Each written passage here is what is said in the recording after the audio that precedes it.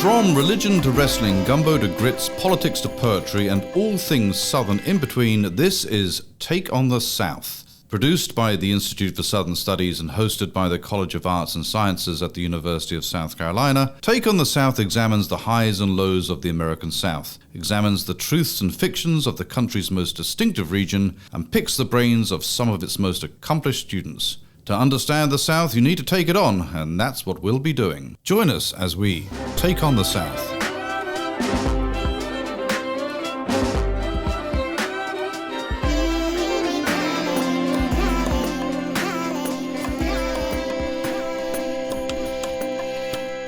I'm Ken Germany, a professor of history here at the University of South Carolina, sitting in for Mark Smith. You may notice a slight difference in my voice from Professor Smith. We are here today to talk politics and our take on the South and a whole lot of other things with David Masciotra. A few bits about Professor Masciotra. He is the author of I Am Somebody, Why Jesse Jackson Matters. He's also the author of Mellencamp, American Troubadour, also the author of Barack Obama, Invisible Man, and is one of the world's experts on Metallica.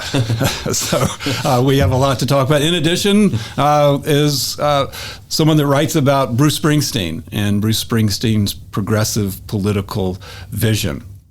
Professor Masciotra is a graduate of Valparaiso University and the University of St. Francis.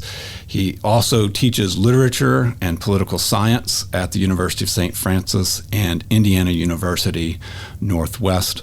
Welcome to the University of South Carolina and the Institute of Southern Studies studios. David Masciotra. Thank you very much for having me. I've been looking forward to it. Well, great. So mostly we'll talk today about Jesse Jackson. And not Metallica? I'm sure there are some comparisons that we could make in terms of electrifying an arena. Very good, yeah. And I guess you could have a relief pitcher for the New York Yankees walk into Jesse Jackson, a Jesse Jackson speech, and that would probably work pretty well too. So as we think about where we are today, and we're in the 2020s, and Jesse Jackson is in his 80s, and so he has lived an American life. And I wonder if we could pull back to 2008 in the aftermath of Barack Obama's election in Chicago, and the cameras caught Jesse Jackson with tears running down his face. Yeah. That's a great moment to reflect upon. And when I asked Jesse Jackson about it, he said that he cried tears of joy for the moment because it was certainly something to celebrate. And then he cried tears of sadness for the movement because of all of the people who he felt deserved to be there to celebrate alongside him. Everyone from Dr. Martin Luther King to Medgar Evers, to so many of the civil rights heroes, but who couldn't be there to witness that moment that didn't usher us into a post-racial utopia, but was certainly a significant marker of progress and a significant marker of the revolutionary triumph of the civil rights movement. And what's interesting about the connection with Reverend Jesse Jackson to the candidacy and eventual presidency of Barack Obama is that the vision and the mission that Jackson articulated and exercised in his own presidential campaigns in 1984 and 1988, which was to build a rainbow coalition, to use his terminology, of races, voters of all races, gay and straight voters, young and old voters, and voters across class lines. He had famously said, if we leave the racial battleground to find economic common ground, we can reach for moral higher ground. That was the coalition that made the Obama victory possible. When Jackson first articulated that message, it wasn't nearly as well received by the leadership of the party, not to mention the mainstream press and the broader political culture, but it had become mainstream, at least rhetorically, in Democratic Party politics by then, and Obama was a perfect symbol and executor of it. One more interesting fact that is rarely, if ever, discussed about that connection is when Jackson ran for president in 1984, most people predicted it would be a footnote, that he would end with 1 or 2% of the vote across the nationwide primary competition. He actually finished with 19% of the vote, so almost 1 out of every 5 Democratic voters supported him. But he received a very, very small amount of delegates who would put his name in for the nomination, because in 1984, the Democrats had a winner-take-all system. So if you and I are running against each other in the South Carolina primary and you win 51% of the votes, you get 100% of the delegates. I get 0. He and his organization, Jackson and his organization, fought and advocated and lobbied eventually with success to convince the Democratic Party to switch to a proportional delegate allocation system.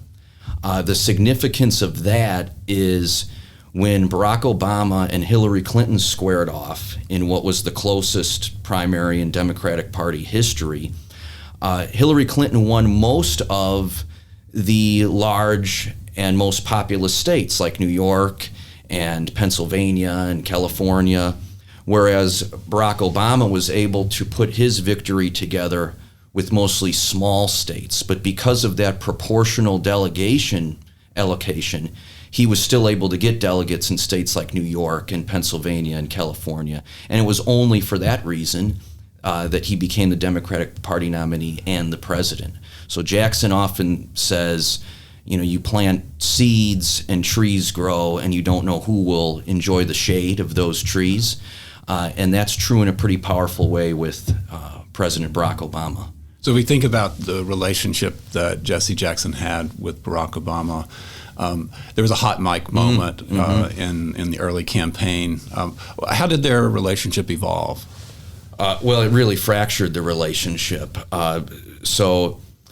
Jackson, there's a woman in Chicago named Hermine Hartman who I interviewed for my book, and she's a longtime Chicago journalist and activist. And she introduced Barack Obama to Jesse Jackson when, or shortly after, Obama lost a race for Congress in Illinois, in the Chicago area. And she thought, this is something that's very difficult for people to comprehend now, but she thought that Barack Obama needed assistance with his oratory because he had a very professorial manner of speaking. And we can still hear that professorial side of him, but it was much drier than the Barack Obama that most of us know and associate with so much charisma. So she introduced him to Jesse Jackson, and Jesse Jackson kind of gave him a public speaking clinic and allowed him to speak at Saturday morning sessions for his organization, Rainbow Push Coalition in Chicago. So they had a good relationship. His daughter, Santita Jackson, was a bridesmaid in the Obama wedding. But after Jackson made that remark, Obama really distanced himself from Jackson and never once invited him to the White House, and came to embrace and anoint Al Sharpton as the successor to Jackson as a civil rights leader with a national profile. I would, of course, argue that was a mistake, but I wasn't the president of the United States. I wasn't calling those shots. So if you talk to President Obama, let him know I found that erroneous. But that's what happened with the relationship. So that hot mic moment was very damaging. Thinking about Jackson's contributions to American politics, to American life, and specifically to the Democratic Party, what would you lay out as like maybe the 2 top contributions that Jackson made?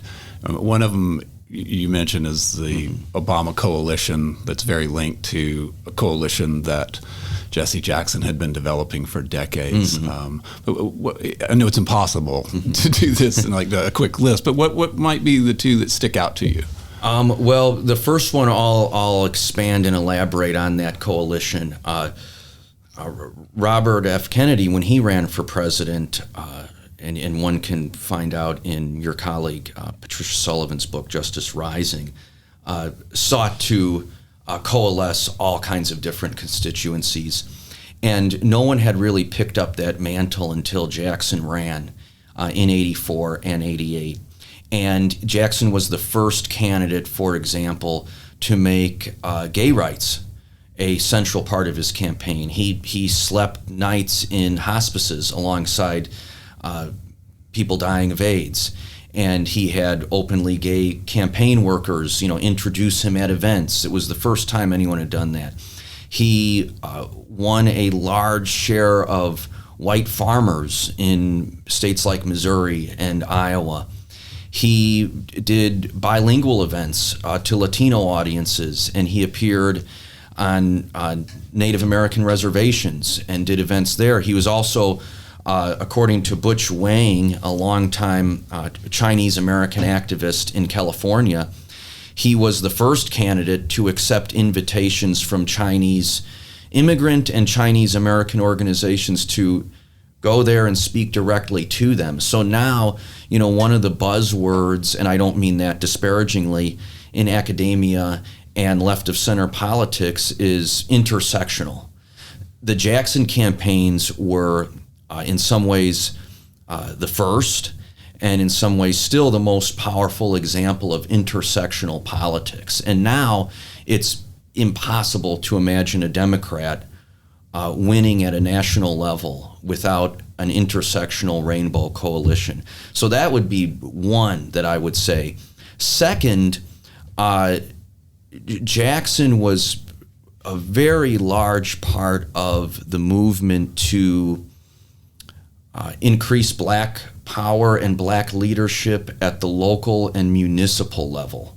So there was a meeting borrowing on his civil rights. Yes, grassroots organizing. Yes. So there was a pivotal meeting in Gary, Indiana, after Richard Hatch became a mayor of Gary, and he was the first black mayor of what was then considered a major city. Unfortunately, Gary's no longer considered a major city. And Jackson and Hatch and Andrew Young, former aide to Dr. King, and several others really developed a strategy for getting more black mayors elected, eventually black governors, black officials elected from everything from city council to Congress. And some of that work really culminated in dramatic fashion with the election of Harold Washington to mayor of Chicago in the 1980s. And it was the election of Harold Washington to mayor of Chicago in the 1980s that attracted Obama to move to Chicago and become a political organizer there. And then out of the Jackson presidential campaigns, because of his ushering of so many 6 million new voters into the party, many of them black, you had the election of David Dinkins in New York, Governor Wilder of Virginia, the first black governor of the state, and black mayors, forgive me for forgetting their names, but black mayors of Memphis and Charlotte and Milwaukee and many other major cities. So I would say that those are the two, just off the top of my head, critical achievements of Jackson's life and legacy within the Democratic Party. The establishment of a rainbow coalition across the electorate, and then also the acceleration of black power and leadership at the local and state level. So we've talked about Chicago, and I don't have a lot of conversations during the week where Chicago comes up as often as it has in the last 10 minutes. But if you're talking about modern American politics, do you think Chicago is the center? I mean, in terms of the divisions, the dilemmas that are there, the dilemmas with race, the intersectional politics that you talked about. Definitely Chicago is put up today as a place of violence and a place, that is a place of doom and the worst things in America, or at least some versions of it. And I'm wondering, where do you situate Chicago in this? Yeah, that's a great question. I mean, Chicago has become a stalking horse for the Republican Party and the American right because of the gun violence problem that certainly does exist there. I mean, there's no denying it. That's not an invention. And it's gotten worse in the past couple of years, as it has in many cities. But if one looks at the history of Chicago, it is consistently at the center of some major political developments in the United States. If you think back to the '68 convention, and kind of when the anti-war movement and the increasingly activist left really began to split with the Democratic Party in some crucial ways. Chicago also, one has to remember when Dr. King went there to Chicago, he started in Chicago the movement for housing justice and the movement against predatory discrimination. How well in was housing. he received there? That's what I was going to say. So Dr. King said that he had never seen racism as vicious and hostile in the South as he experienced in Chicago. And when I asked Jackson about that remark, without any hesitation, he agreed with it. I mean, he said that gunshots were going off in the air and people were throwing bricks at them. And I mean, they didn't think they would make it out alive. And they had a second march planned in Cicero, a suburb right outside of Chicago, and it's the only time they canceled a march because they were met with so much hostility in Chicago.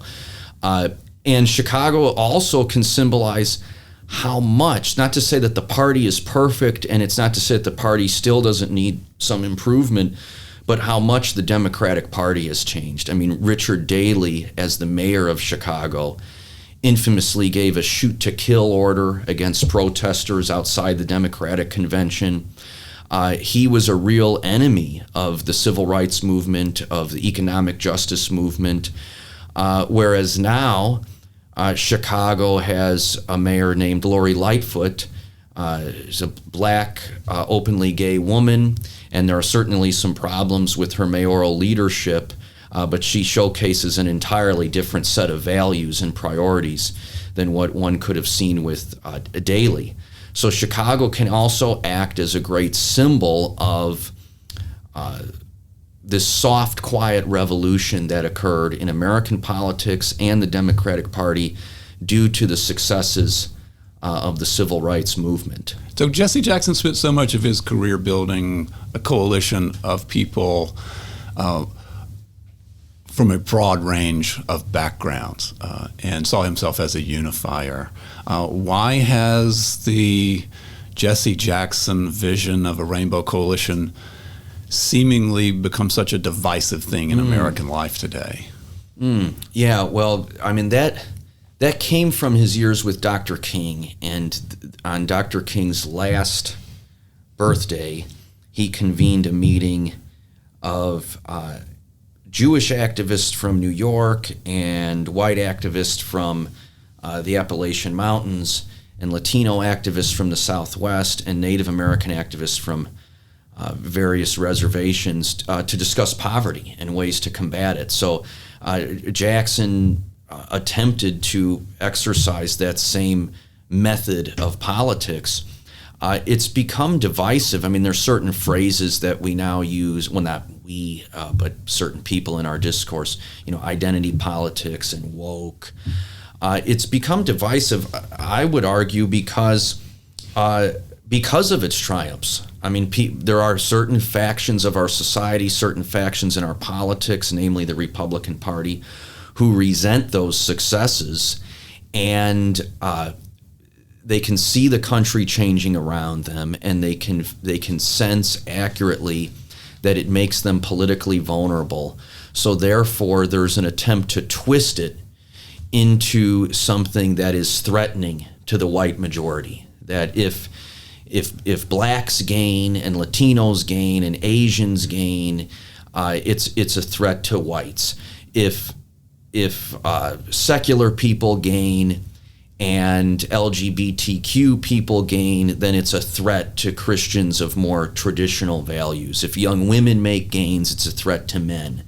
And obviously that brand of politics has a long history in our country. One can go back even further, but I'm thinking of Richard Nixon's Southern strategy. I'm thinking of Ronald Reagan, opening his 1980 campaign in Philadelphia, Mississippi, where 3 civil rights workers were slain, and Reagan talked about the importance of states' rights in that speech, and those civil rights workers were there to fight a certain iteration of states' rights. And then, Donald Trump, enough said. So it's a, and this is something Jackson argues as well, that it's a tactic born out of desperation, but unfortunately, the electorate being what it is and living in a closely divided country, it can often bear electoral fruit. So thinking about identity politics, I'm thinking about Jesse Jackson's identity. And so we're in Columbia, South Carolina. Jesse Jackson's from Greenville, South Carolina, a son of the state who is going to leave the state. I wonder if you could tell us a little bit about his life growing up, and what helps make Jesse Jackson Jesse Jackson, particularly in that Jim Crow era where he's growing up in South Carolina, which was a clearly racially segregated state. Yeah, growing up in Greenville, South Carolina, much of his childhood to a single mother, Helen Jackson, who I had the good fortune of meeting once shortly before she died. Oh, that's wonderful. What can you tell us about her? Well, she was pretty ill. She was in a hospital bed, and it was a pretty profoundly touching moment. I was there as a journalist. I hadn't quite gotten to know Jesse Jackson that well at that point, but she took my hand and she said, "Thank you for being a friend to my son." Oh.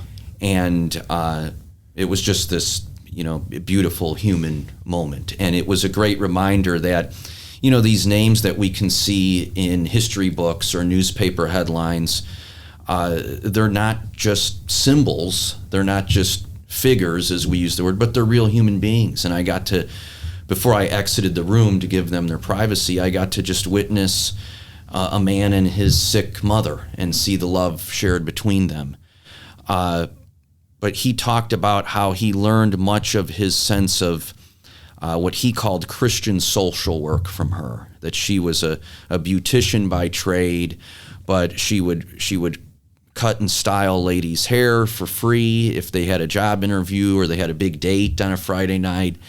And there was a World War I veteran who lived down the block who was illiterate, and she would help him fill out any forms or, understand any information he needed to understand. So he said that his sense of abiding compassion came from her. And there was it was a house of love with his grandmother living there as well. But of course, outside of that house, you had oppression and state-sponsored terror. And there was a rumor that a black man who was teaching black folks who were illiterate, like their neighbor, how to read, was lynched. He had just gone missing, and there was a rumor that if not lynched, he was at least murdered. And the first time that he was arrested, he was a sophomore in college at home on break. He had been attending North Carolina A&T, and he went to the black library, and he needed to check out a book for a paper he was writing. And it was out. And the librarian said, "Well, I know they have more copies at the white library, and I'm friends with the librarian who's working there right now, and she's more, open-minded, and I think she'll let you in and give you the book, but I'll call her in advance to let her know to get the book ready so you don't have to browse." And he had the bad luck, or perhaps long-term the good luck, of walking into the library to get a book at a moment that a police officer happened to be in the library. And that police officer just grabbed him, manhandled him out the door, and threw him down on the curb. And the first time Jackson told me this story, even though it had 50 or 60 years had passed, he had tears in his eyes. And it's something to think about, the brazen denial and violation of one's humanity. But that was his entrance into the civil rights movement, that he decided he was going to use whatever intelligence and talents he had to marshal to fight this systemic and cultural and political and economic injustice. And he talked with his college president, a man named Samuel Proctor, who became a mentor to him. And Proctor advised him and another group of black students who lived near Greenville to stage an act of civil disobedience, to go into the library and try to check out books, which they did, and the police came and they ran out. And Jackson called up Samuel Proctor and said, we had to leave, they were going to arrest us. And Samuel Proctor said, well, that's the point. You got to go back and get arrested, because that's how you get the headline, and that's how you, more importantly, spotlight the injustice of the law and the injustice of what they're doing. So growing up in the South really shaped him, because it gave him a sense of the oppression and the persecution that he wanted to fight. And then when he moved to Chicago, he had to make certain adjustments and adapt to an equally virulent and vicious form of racism that existed there, but a racism that was far different in practice. It wasn't entirely black and white, no pun intended. It wasn't absolutes. You can use this drinking fountain, you can use that drinking fountain. It was more subtle, and therefore in some ways more insidious. So thinking about Greenville, I wonder if you could set up who Jesse Jackson was there. So I'm thinking of him, Jesse Jackson being in a library, like physically. I mean, what did he look like? What kind of, he was an athlete. It was a crucial part of his identity in his early years. Jackson is an imposing guy. He's 6'4", pretty broad-shouldered, always played football and baseball. So very Southern in that regard. Yeah, and in fact, he was a great quarterback in high school in Greenville, and he won a scholarship to play football at the University of Illinois in Champaign.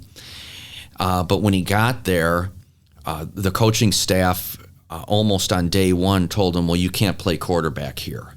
So, they started suggesting alternatives to him, that he could perhaps be a tight end or a fullback or even a defensive end.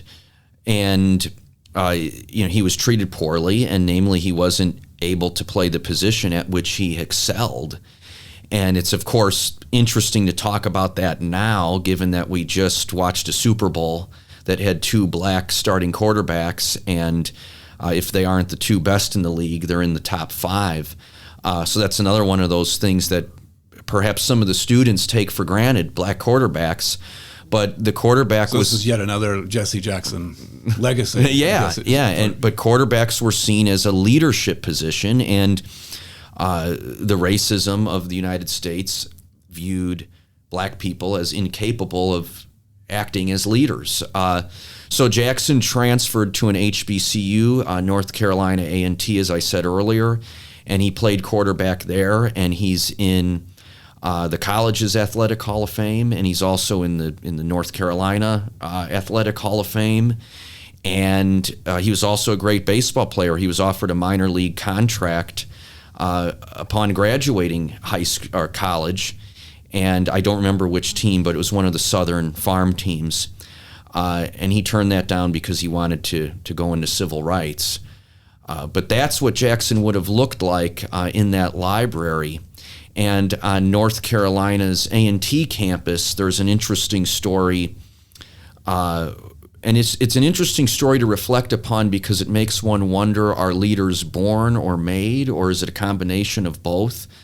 Yes, he was the quarterback, but word was circulating campus that that a group of 3 or 4 black women students were arrested wrongfully, and they were being held in jail overnight, seemingly without charges. And Jackson, without much of a plan, said we have to march to the jailhouse and we have to, protest until they're freed. And he started marching. He led the football team to march across campus, and people started leaving class and leaving dorms just to follow them. And some of them didn't even know where they were going. And when they got there, Jackson used a bullhorn to give a speech, speaking entirely extemporaneously. And a college newspaper reporter who was part of the march said, wow, that was an amazing speech. Can I have a copy of it? And he said, I don't even really know what I said. I don't have any notes. It was just all off the top of my head. And one thing you can learn from all of these great leaders, whether it's Jesse Jackson or Dr. King or Diane Nash, is, sometimes they know when to fight really aggressively, and then sometimes they know when there's a moment to compromise or negotiate. And in that particular case, the accreditation board threatened to remove the accreditation from North Carolina A&T because it was becoming a hotbed of activism.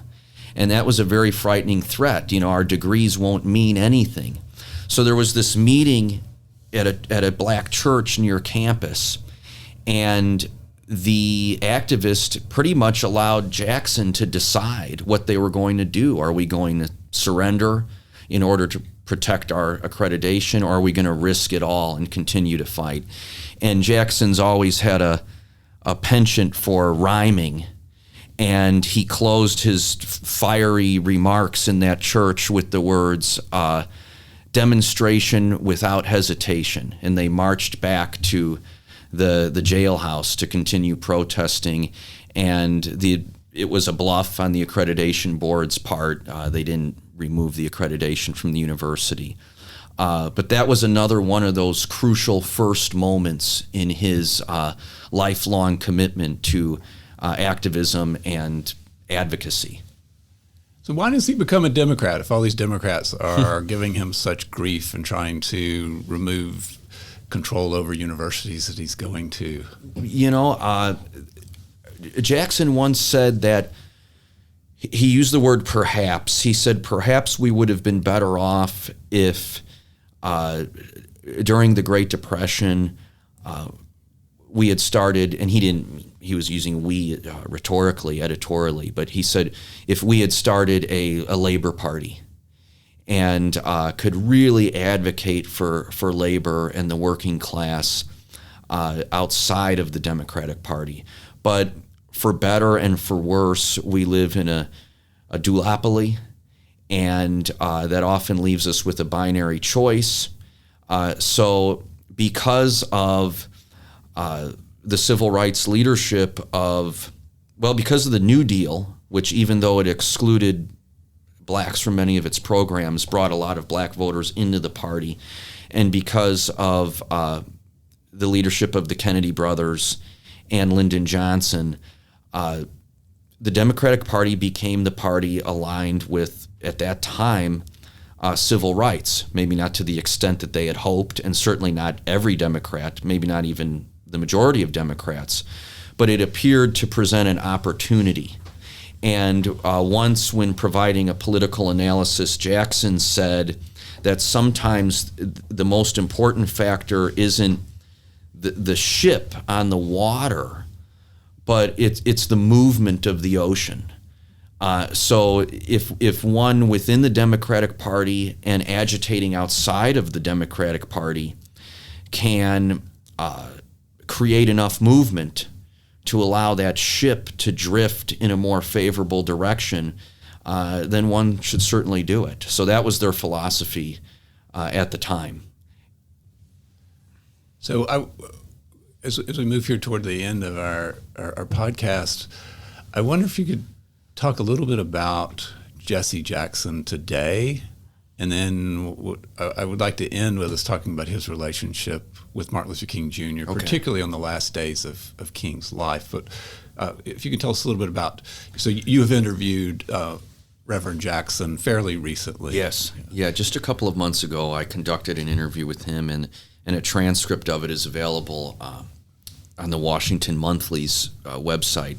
So Jackson is 81 years old, and he has Parkinson's disease. And if anyone has any familiarity with Parkinson's, they know it's a terribly debilitating condition. And he was diagnosed several years ago, and even though it has, significantly restricted his mobility and taken away some of his force and his energy, he's still very much committed to the work. He's in his Chicago office, 6 or 7 days a week, and because he doesn't travel nearly as much as he once did, and he doesn't have nearly as many speaking engagements, he's much more involved at the local level. So, for example... so in some ways, that's a return to the beginning. Yeah. So, for example, he was very much involved before the 2020 election in convincing the mayor, Lori Lightfoot, and others to install more polling places in jails, because Illinois is one of these states with a law in the books that felons can't vote. And that's something that needs to change. But many people in jail haven't been convicted of anything. So he did that. He just made his annual visit every Christmas. He speaks at the Cook County Jail. His son, Jonathan Jackson, was recently elected to Congress, a district representing the south side of Chicago. So he was certainly very much involved with that campaign. And his organization, Rainbow Push, has a wonderful staff, and they do things like every Thanksgiving they have a pretty big meal and spread for anyone who wants to come, but it's typically low-income families who take advantage of that opportunity. They have a tech center in the basement where children and young adults can use computers and learn things like programming at no cost. So it's a great philanthropic organization as well, and that's where he's devoting much of his attention these days. I'm thinking that we have had the opportunity to see Reverend Jackson grow old. Mm-hmm. And we can see the lines creeping into his face, and we can see his hair changing a little bit. Obviously, we didn't get that chance with Reverend Dr. Martin Luther King Jr., and Reverend Jackson was with King in the last days of King's life, and Jackson was involved in the Poor People's Campaign. Mm-hmm. I wonder if you could take us back to April 1968. Yeah, definitely. And it's important to remember that, King has almost become a secular saint in our society. And, he's certainly a hero, but people have forgotten how despised he was at the end of his life. The FBI called him the most dangerous man in America. And Jackson has talked about during those days how even many black organizations and black churches and black campuses had turned against him because they didn't like that he was so outspoken in opposition to the Vietnam War. They were saying that their objection wasn't moral, it was tactical, that, you're potentially costing us an ally in Lyndon Johnson, so you should be quiet about the war. But Jackson told me that King said, I won't bifurcate my sense of justice. And now out comes that very famous King aphorism, an injustice anywhere is a threat to justice everywhere. So I already spoke about the last birthday. They went to Memphis, King and his aides, Jackson, Andrew Young, and others, to advocate for sanitation workers who are on strike, for better pay, better benefits, better working conditions. And Jackson was actually speaking to King when King was standing on the balcony at the Lorraine Motel, and they were supposed to go to dinner, and Jackson wasn't wearing a dress shirt and tie. He was wearing a sweater. And King shouted down to Jackson, why aren't you wearing a shirt and tie? We're about to go to dinner. And Jackson joked back the prerequisite for going to dinner is an appetite, not a necktie. And King laughed, and then they heard the shot, and it struck King, and Jackson saw it happen, and he rushed up, and he, along with some of the other aides, witnessed King's final breaths. And there's an amazing, sad but amazing moment captured that evening. Jackson's on a Memphis television station, and he said, we don't know yet who pulled the trigger, but the pathologies and the neuroses of Memphis, of Tennessee, and of America is what ultimately killed Dr. King. So those were the last days, and King was attempting to build a poor people's movement, and it started with that last birthday. And then there was a poor people's movement at the Capitol, the Washington Mall. It was an attempt to replicate the 1963 March for Jobs and Justice, where King gave the I Have a Dream speech, but on behalf of the poor of all races, of all religions, multiracial and ecumenical. But it floundered. The assassination of King had really taken the wind out of the sails of that effort, and they were all depressed at the end. And Jackson had been elected mayor of Resurrection City. That's what they called the gathering of people there at the Washington Monument. And as the mayor, quote unquote, of Resurrection City, they asked him to say some final words. And he thought, what can I tell all of these, committed activists who are feeling such disappointment right now, because we didn't draw that many people. We didn't draw any attention. We're certainly not going to change any public policy as a result of this. So what can I tell them? And he remembered an old poem that he once heard a minister recite as an affirmational call and response with the congregation. And he asked the audience to repeat after him. And it was, I may be black, but I am somebody. I may be poor, but I am somebody. I may be disabled, but I am somebody. And you say I am somebody. Say I am somebody. And he got this crowd to keep repeating, I am somebody. And that, of course, has become the signature line. Jackson, I think, has opened every speech for the past 30 or 40 years with those words. And that's why I use it as the title of my book, I Am Somebody, Why Jesse Jackson Matters. And Dr. King, of course, coined a great term, somebodyness, that every human being possesses an inherent dignity that he called somebodyness. And even in the midst of oppressive political policies or cultural bigotry, there's an undeniable somebodyness. So the call and response affirmation of I am somebody on a political and psychological level is an advancement of an articulation of that King concept. Yeah. Well, great. Thank you, Professor Masciotra, Thank you for giving us a sense of somebodyness here for a couple minutes as we sit in Columbia, South Carolina. As a reminder, the book is I Am Somebody, Why Jesse Jackson Matters.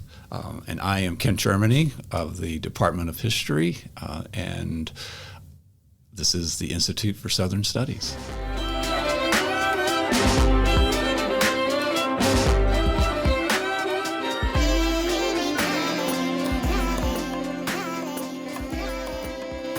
That was our Take on the South. Let us know yours.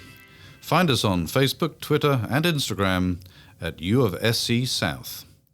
Take on the South is produced by Matt Simmons of the Institute for Southern Studies.